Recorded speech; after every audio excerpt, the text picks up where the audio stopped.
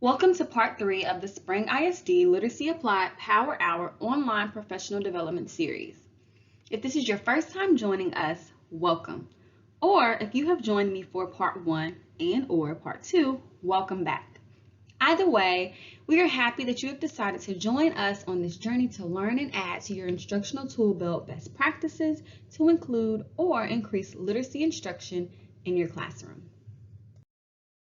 In today's session, we will explore effective literacy practices that can be easily implemented in any given course, subject, or classroom to support scholar achievement. As we work to ensure alignment to the goals, mission, and values of the district, this module will work to support you in your efforts to reach every scholar's cognitive needs, engaging them and strengthening your skill set as a high-performing instructional leader.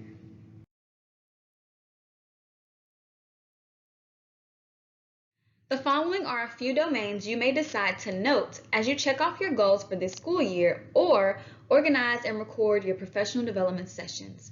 At the close of this 3-part series, should you partake in all 3 sessions, you will walk away being strengthened in domains 1, the planning of meaningful activities to support embedding literacy instruction and reaching scholar mastery, domain 2, achieving expectations, increasing discourse in the classroom, and responding to the needs of scholars to push them towards mastery, and monitoring and adjusting lessons based on the data collected, and domain 3, developing a classroom culture conducive to reading, writing, and active discussions. So be sure to return to all 3 sessions. As we go through this session, we want to be aware of our digital community norms. Please ensure you are in an area where you are able to be present and distraction-free. Feel free to take frequent breaks should you need to refocus your concentration on the material being presented. If at any time you have questions or concerns, we welcome you to reach out to us and share those concerns so we can address any issues you may have with the implementation. My contact information can be found in the bottom right-hand corner of your screen and will be shared again at the close of the session. I await any questions or concerns you may have as you work through this module. And finally, should you find any information noteworthy, please capture the new knowledge as needed in a place where you can easily and readily retrieve it at a later date.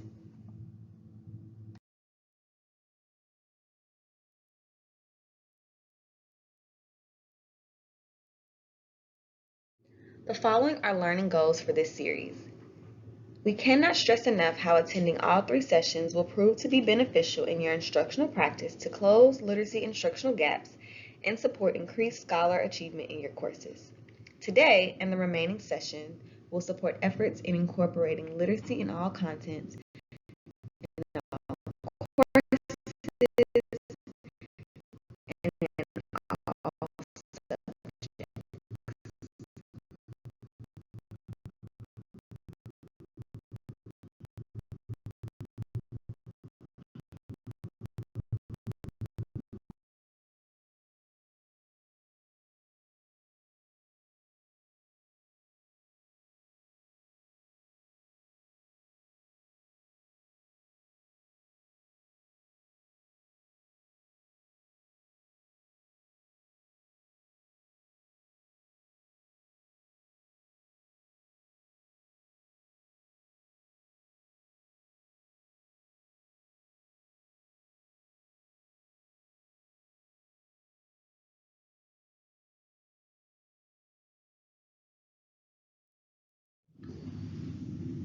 In this session, we will look at how the implementation of writing products will allow you to target and support growth and work to close learning gaps in your content, subject, or course.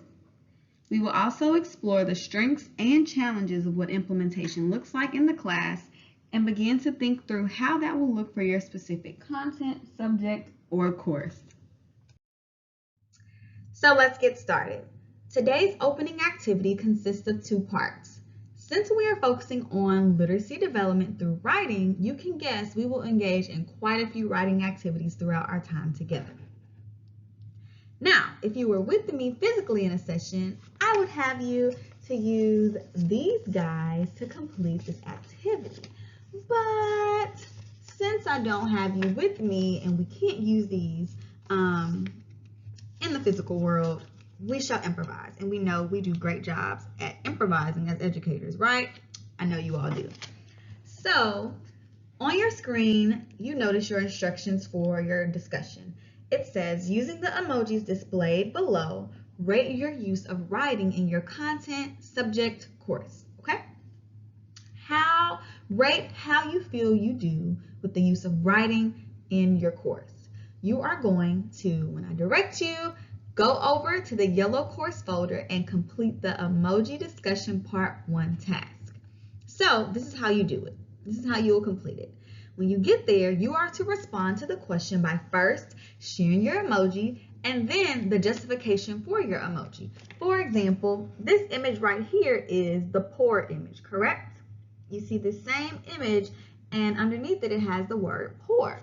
So, for example, you might write the word poor, period.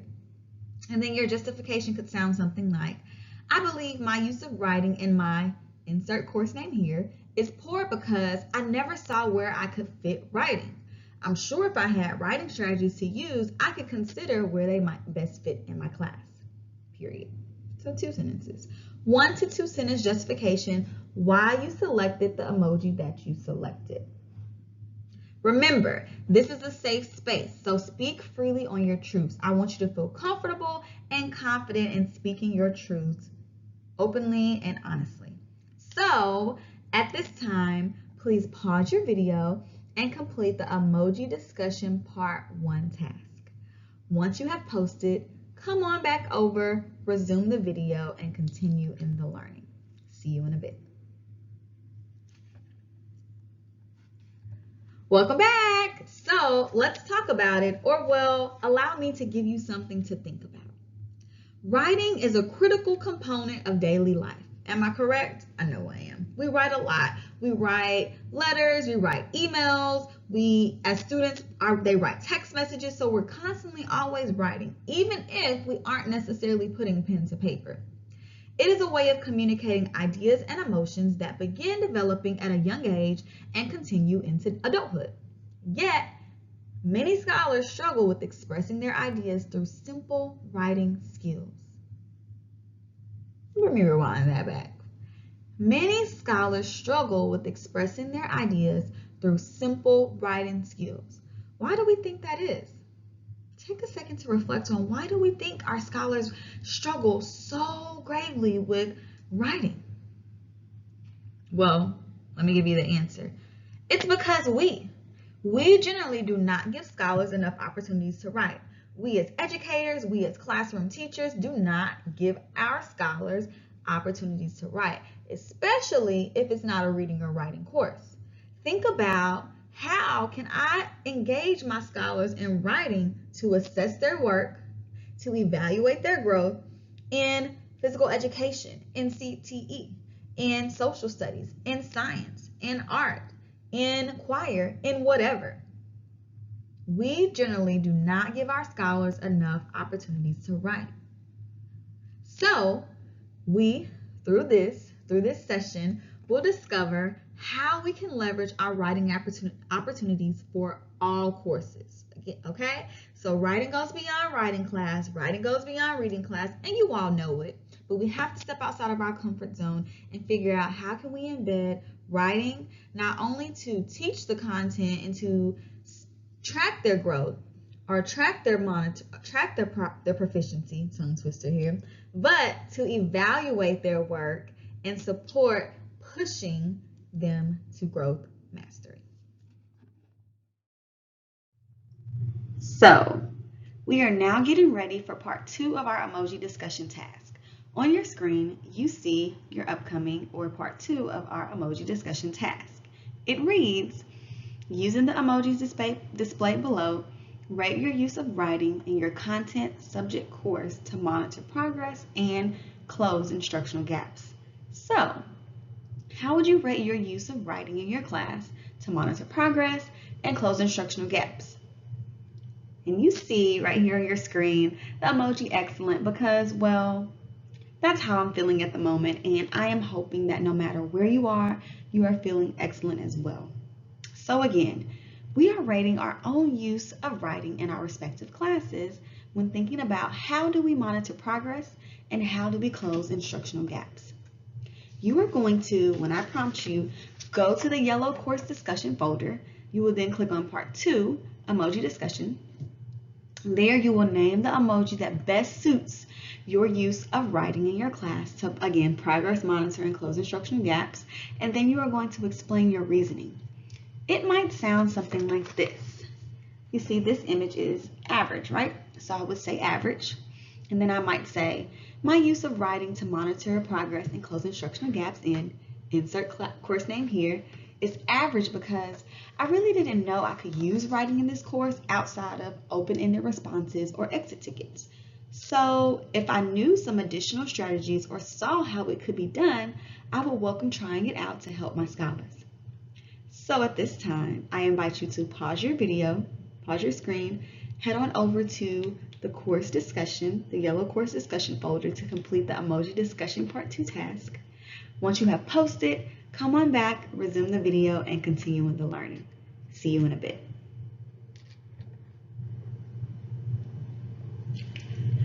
Welcome back.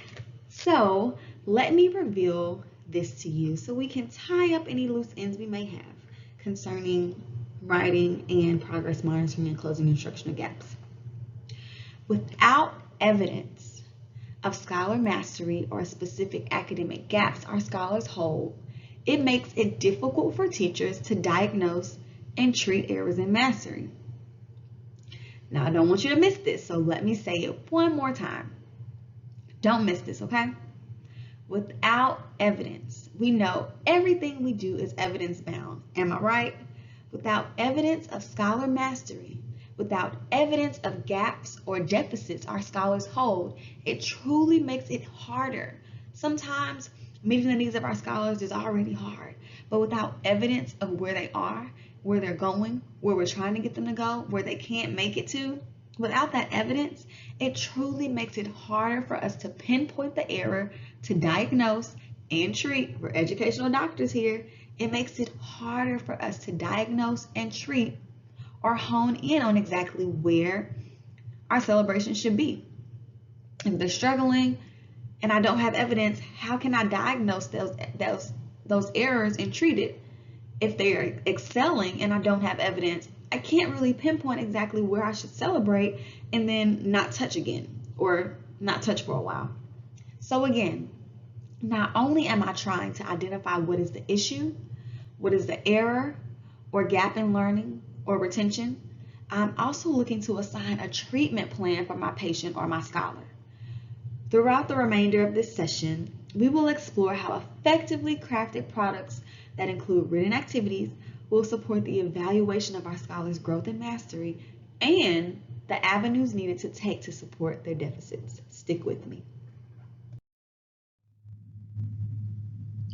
On your screen, you have a question that prompts you to think about what role does writing play in the instructional process.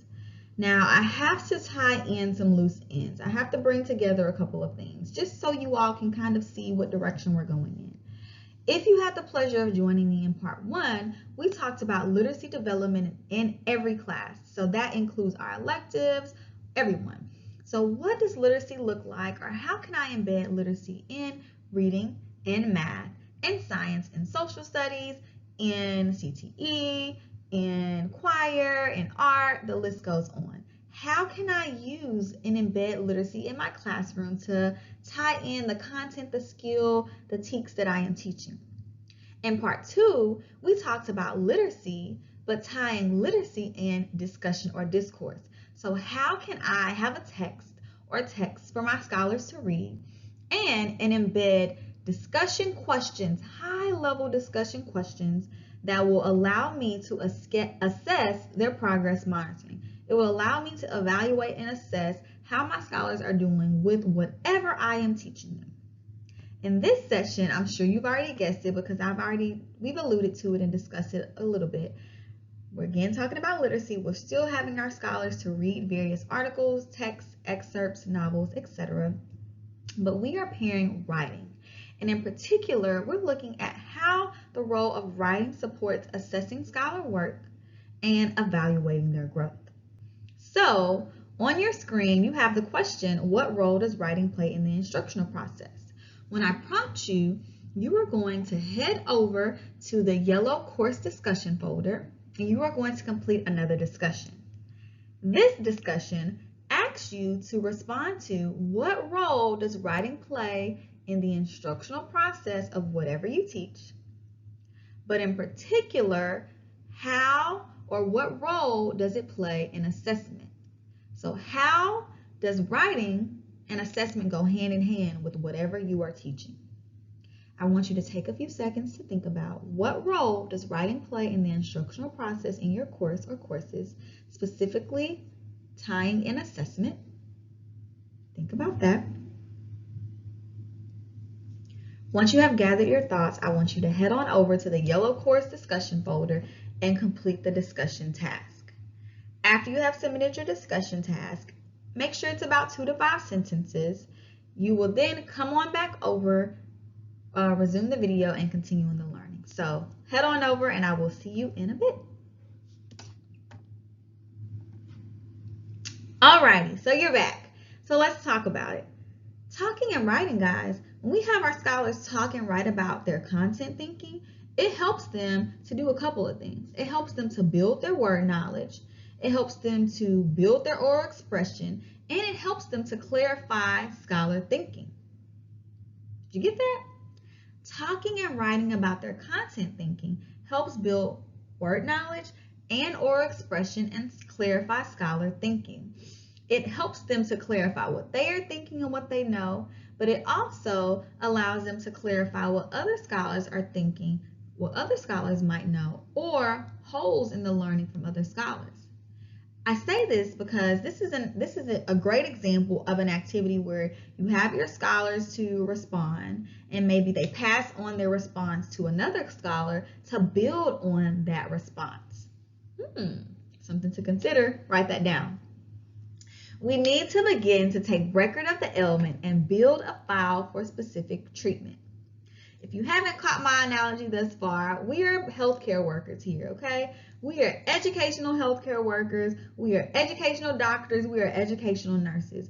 We are in the business of identifying problems. We are in the business of diagnosing what errors, what gaps our scholars hold, and not only diagnosing them, but we also have to treat them.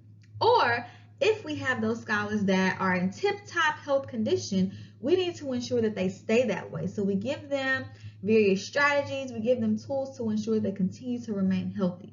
We need to begin to take record of the ailments that our scholars hold and build a file, so have record of it, and then reference those records to support their treatment. So we're assessing, we're building a file, we're collecting the data, we look through the data, and then we try to figure out, okay, how can I support my scholars' needs? What role can I play in diagnosing and treating the errors that they have that may hinder them from being promoted to the next level, from being successful on an exam, whatever the case may be? Keep this analogy in the back of your mind or in the forefront of your mind as we go through the rest of this session. So we are still building on the idea of what role does writing play in the instructional process. Take note of what you see on your screen again. If scholars are not given time to write, they will never develop habits and skills. So what this basically means is, without practice, scholars will never develop the skills and strategies necessary to write on their own. And writing will likely become a difficult and undesirable task. This is not to say they will always enjoy it. As we know, we do not always enjoy writing. But the goal is that it will become easier or more natural for them to explicate their thoughts or understanding of a given topic or to complete an assignment. Here's another thought. Teachers can integrate writing across the content areas to provide scholars opportunities to internalize and synthesize the content area material they are studying. And I use the word content loosely because remember, we all teach a content, even if it is a business class or an elective class or a core class. We all have content that we are teaching. In math, science, and social studies, for example, scholars write to explain, prove, and show an understanding of academic concepts. I want you to be thinking about, as we go through this session, what is the content that I am teaching, and how can I integrate writing to assess if they are truly understanding or internalizing what I am teaching. Okay, so let's get technical. I want you, if you haven't grabbed anything to write thus far, I want you to grab a pen, a pencil, a paper, your favorite big felt tip marker, because I love these guys, and I want you to jot a couple of things down. On your screen, you have a chart, and we're about to break down, or I'm about to break down for you, the stages for assessing scholar work samples and evaluating growth. Knowing how to write well is critical to scholar development. In doing so, they learn to make sense of the concepts, they extend their understanding, and they learn to communicate their knowledge to others. Writing gives scholars the means to measure their understanding of concepts and to extend their understanding. Let's focus on this image and how it breaks down the use of writing to gauge and intervene on errors in mastery. There are 3 stages that we will review, but data for mastery happens in stages 1 and 2. So we're thinking about data, right? We're thinking about how can we assess scholar growth. We're looking at how can we evaluate their growth? How can we assess what they're learning? How can we evaluate their growth? Those take place in stages 1 and stages 2. But of course, I'm still going to hit on what should happen in stage 3, or what takes place in stage 3. So stick with me, guys. In stage 1, as the teacher, we should think about, before assigning the task, what I want my scholars to know either at the end of the day or at the end of the lesson cycle. You should make a list or note out those things and how you plan to ensure their success. We know this is essentially what our lesson plan is comprised of, right? However, without knowing what your desired results are, how can you ensure mastery in your learners? So I think about this as a backwards design or a backwards plan. You need to think about what scholars should come to know or understand if they really learn and understand the concept or skill.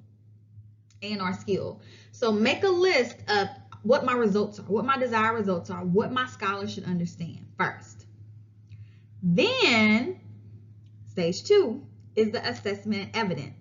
Then you take your desired results, you take what your desired results are, and you turn that into a purposeful product or task.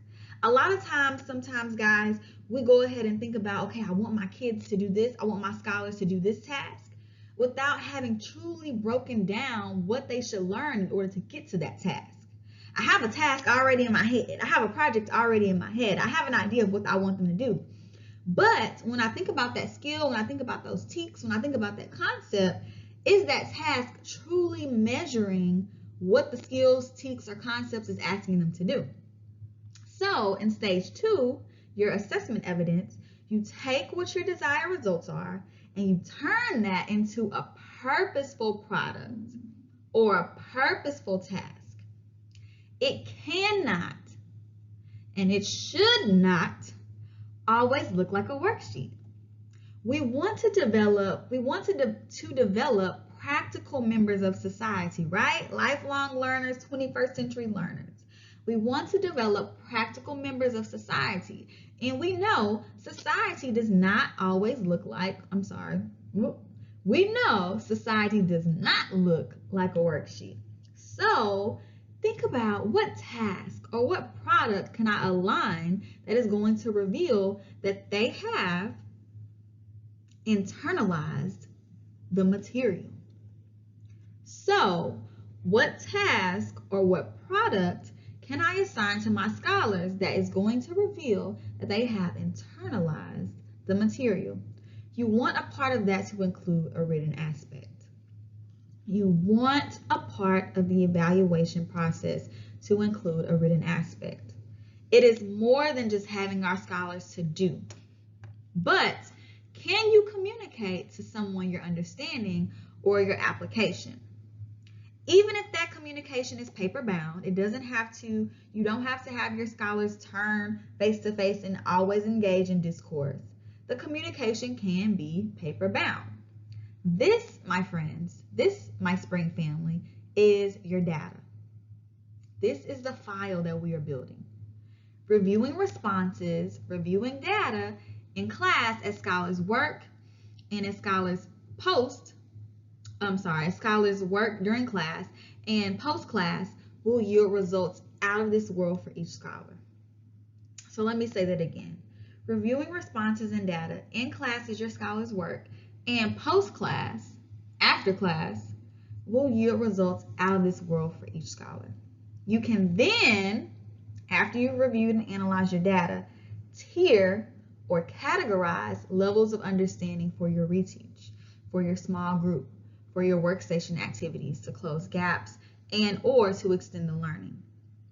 This, my friends, my family, is evidence to you. It's evidence to your scholars. It's evidence to your appraisers. It's evidence to your parents. It's physical evidence of what my students are achieving or where their holes, their gaps in instruction are, and how I, as a teacher of record, I, as the appraiser, I, as the principal, I, as the parent, can go in and support the teacher in closing those gaps, or how I, as the teacher, can support my scholars in closing those gaps. All right?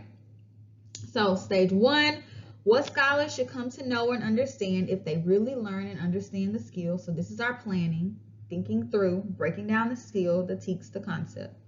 Stage 2 is assessment evidence.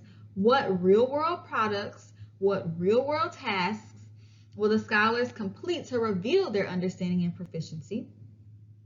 Stage 3, the learning plan, is what the overall plan is going to look like. So after you have identified what you want your results to be, after you have identified and planned the evidence to assess their scholar work, to assess their growth potential, you are now going to bring that all together for a plan.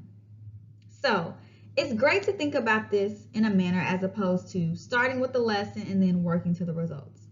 It's great to think about it in this way. You don't want to start with the lesson and then work to the results. You want to think about the end in mind. What are my desired results? And then work backward to reach those results, right? So with this approach, you start with the skill. You think through the results, you plan the product, then you fill in all the holes. At the learning plan stage, you are looking at what instruction is needed to equip scholars to meet the standard and what learning experiences will help learners acquire the knowledge and skills to make meaning of the information and to transfer their learning. So do I do a think aloud, a read aloud? How many times do I model? Do I have them work in small groups? Are we going to do an explorative activity? You are now thinking about the avenue, the way they are going to access getting those results and showing you the evidence. Okay, let's take some time to put into practice some of the information that we've been learning thus far. I want you to begin shifting the thinking on yourself as you think about your implementation plan. How can you include writing tasks to assess your scholars' understanding and evaluate their growth or proficiency? On your screen and in the Black Course Resources folder are cards similar to what is displayed on the screen. Under each title on the card, you will find an example of how facts, details, examples and non-examples, steps, definitions and descriptions, assumptions, argumentations, informational and explanatory tasks, use of literary analysis, persuasion and creative expression can all be used as a method or strategy to assess scholar work through writing, to build that file that we talked about of evidence to evaluate their growth, their mastery and/or their deficits in any given skill, TEKS, or concept in your classroom. So, at this time, I'm going to prepare you to pause your screen to complete your assignment. You are going to, once I prompt you, pause your screen and head over to the Black Course Resources folder. There, you will click on the Assessing and Evaluating Thinking task file to review the 11 ways to assess or evaluate thinking. Once you review those 11 ways to assess or evaluate thinking, you will select 2 cards. The first card you are going to select is a card that you would consider implementing in your classroom. If it isn't on your content or subject matter, think about how you might modify the task to meet the needs of your content. Then you are going to select another card. On this card, you are going to select one that you feel might be difficult to implement in your classroom. Once you have your 2 cards selected, you are going to discuss the selections in the yellow course discussion folder. That task, again, is going to be assessing and evaluating thinking tasks. You are going to share both cards, which card you would consider implementing and which card you feel might be difficult. And I want you to share why you feel that you might implement that card and why you feel that other card might be difficult. The 11 ways to assess and evaluate thinking, for your convenience, that file is also going to be located in the yellow course discussion folder. So you can find it in 2 different locations. So at this time, I'm going to allow you to pause your video, pause your screen, head on over to whichever folder you would like, and you are going to review those tasks and then post or make your discussion submission in our yellow course discussion folder. Once you have finished, resume your video and come on back and return to the learning. See you in a bit.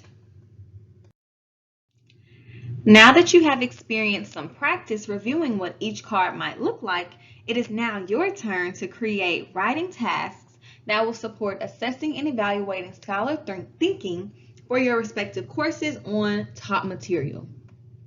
In the blue course assignment folder, you will find a document that looks similar to what is displayed on your screen. Now, if you were with me, we would have cards that you can take and put on binder clips or binder rings to float around your classroom with you. But again, remember, as I previously mentioned in another session, we go with the flow, we modify and adjust, right? So you have a document in the blue course assignment folder that looks like this. And the title of that task is Assessing and Evaluating Thinking Tasks. When I prompt you, you will pause your video and complete the Assessing and Evaluating Thinking task for your content. Now, as you complete this task, I want you to think meaningfully and purposefully on these writing tasks. Be mindful the task should be content-centered, so you may need to reference the scope and sequence documents located in Schoology or whatever planning documents you have accumulated over the year. What you are going to do is locate the cards and your appropriate grade level scope and sequence or whatever your planning documents that you use for whatever appropriate grade and content course that you are teaching. And you are going to complete the cards with general or specific writing tasks to implement in your content classroom that is going to help you in assessing their work and evaluating their growth. Feel free to reference the activity that you previously created or previously completed on the orangish gold cards to help guide your thinking and just push you in the task that you want your scholars to complete. So again, at this time, I invite you to pause your screen, pause your video, head over to the blue course assignment folder, click on Assessing, Evaluating Thinking Tasks, and you are going to complete all 11 cards that are appropriate to your grade level and content, subject, or course that you are teaching. When you have completed the task, submit and come on back to return and resume in the learning. See you in a bit. I want to take the time to thank you for expanding your learning. There are a few items that should have been completed or that you need to complete in order to receive full credit. There were 4 discussion posts you were to have made. The first, emoji discussion part 1. The second, Emoji discussion part 2. The third, what role does writing play in the instructional process? And the fourth, assessing and evaluating thinking tasks. You are also to have submitted the assessing and evaluating thinking assignment. Lastly, once all have been submitted, I will check for an exit ticket and survey from you from this course. So that is 6 tasks that you were supposed to have submitted. Once all have been received and reviewed, you will receive your credit. Again, I thank you. I cannot thank you enough. So those of you that tune in to 1, 2, or all 3 sessions, your commitment and growth to learning is truly heartwarming. Together, we will continue to grow in our craft as we make our mark in education. Also, I appreciate and value your feedback as I work to continue to grow in my craft as I present and organize material that is relevant, useful, and meaningful to the work. I review and consider it all. I look forward to the opportunity to present to you again, whether in the virtual or physical world. So, if you have enjoyed this session or series, tweet out what you enjoyed at litapplied3. And my handle is at the bottom, B_necessary_. Tweet out what you enjoyed. And the next time you see my name on a course, consider joining in on my session. Till next time, Spring family. See ya.